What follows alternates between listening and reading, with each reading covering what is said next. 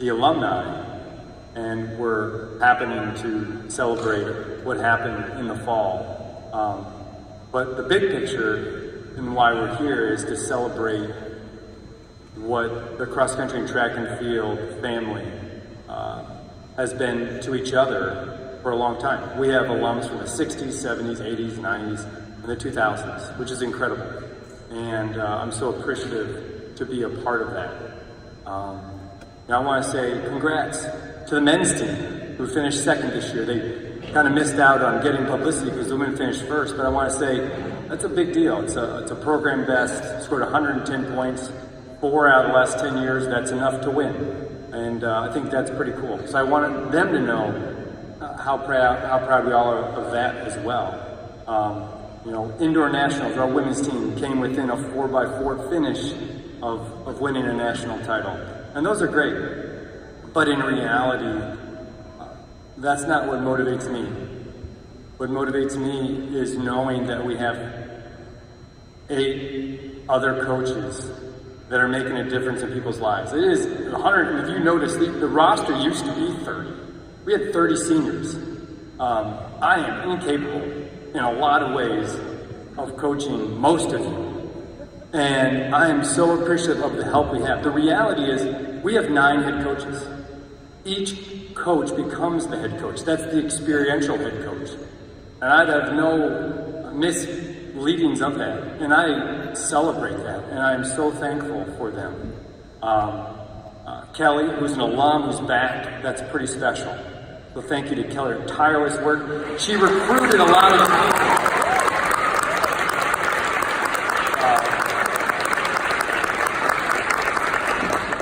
Lane Lohr was the National Coach of the Year this indoor season.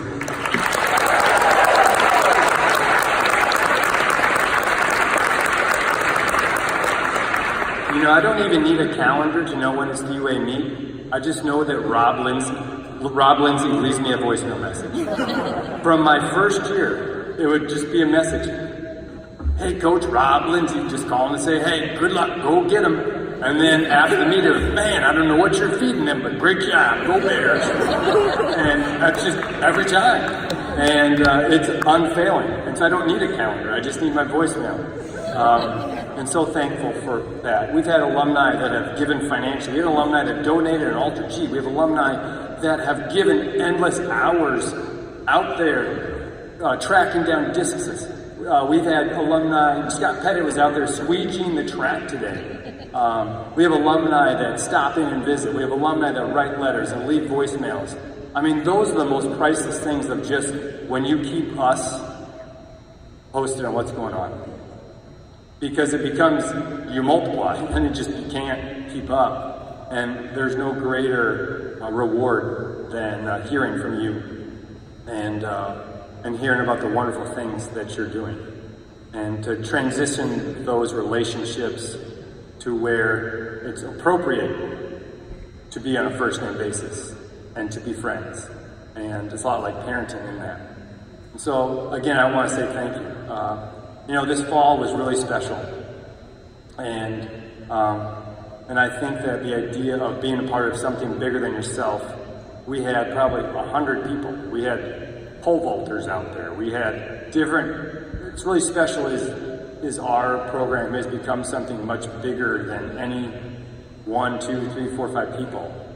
And to have such a wide array of people at Cross Country Nationals celebrating all different event areas. And Molly Shepard talked about when she had 1,000 meters to go and she couldn't stop. She was about to start crying because she had this overwhelming amount of emotion. Then she realized, oh crap, I got to pull together. And she did that pretty well. She passed 63 people in the last 1,000 or mile, whatever it was. And every single person played a big role. Every 1 point win. Man, every single person that was at the meet, you really did make a difference. The amount of energy you gave them. I mean, that's 0.2 of a second in a race over 6,000 meters in one particular spot. And regardless of the outcome, to me, it's about the relationships. And to me, the byproduct, the trophies are great, but it's the stories that go into them. And each one of these collects so many stories, whether it be those of you who used to or still do partake in Ork the Apple. People that have trips to Jonesboro on spring break or just during the year, or fall break, or whatever it is. The different traditions that exist, the relationships you have, the conversations you have late at night, you go through hard times together. And that's why when alumni get together, they're not talking about when they won the UA championship or when they were an All-American or whatever it is. They're talking about meets like today. When we ran the 4x4 and the wind chill was 32, all right? That's what you're talking about. You're talking about walking through life together and supporting each other when you wanted to quit. When you lost someone. We lost Gabby Raveni, one of our own. And our athletes had to walk through that as she was hit by a driver, I believe 5 years ago. Or no, in 2012. Yeah. You walk through life together. And so thankful that you guys do that so well, and we're honored to be one small part of that. Yeah. I'm really excited to introduce our next speaker. And the reason we wanted this person to speak, and that's Romaldo de Souza, is that he's not only an alum, he's a parent of a current student. And I thought, what a great perspective that could bring. So it's my pleasure to introduce him. He's a 1983 graduate from WashU. He's a provost professor of chemistry and physics at Indiana University in Bloomington, Indiana. Not only is Dr. de Souza a WashU cross country and track field alumnus, but Zaria is on the team as his daughter. And she's a sophomore on the cross country and track and field team. So let's give it up for Dr. de Souza.